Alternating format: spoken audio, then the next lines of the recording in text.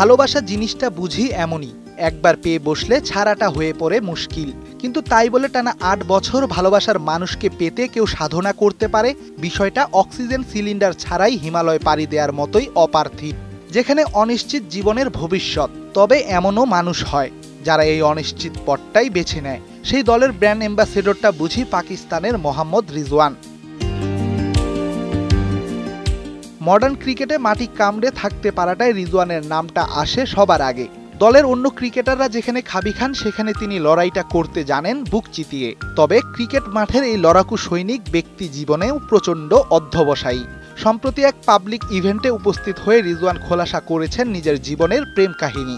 প্রেমিক রিজওয়ান এদিন যেন জিতে নিয়েছেন উপস্থিত সবার হৃদয়। নিজ প্রেমিকাকে বউ হিসেবে পেতে নাকি টানা ৮ বছর সৃষ্টিকর্তার কাছে তুলেছেন হাত। সম্ভবত আমাদের পরিবারে আমিই প্রথম যে ভালোবেসে বিয়ে করেছি। আমি সে সময় নিশ্চিত ছিলাম যে আল্লাহর কাছে আমি যাই চাই না কেন তিনি আমাকে খালি হাতে ফেরাবেন না।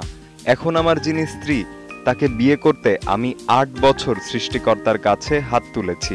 আল্লাহ আমার কথা শুনেছেন। এখন আমরা স্বামী স্ত্রী। বিশ্বকাপ খেলতে মার্কিন মুল্লুকে ব্যস্ত সময় পার করছেন রিজওয়ান। ৬ জুন যুক্তরাষ্ট্রের বিপক্ষে ম্যাচ দিয়ে শুরু হবে তাদের বিশ্বকাপ মিশন। ২০০৯ সালে সবশেষ এই ফরম্যাটের চ্যাম্পিয়ন হয়েছিল পাকিস্তান।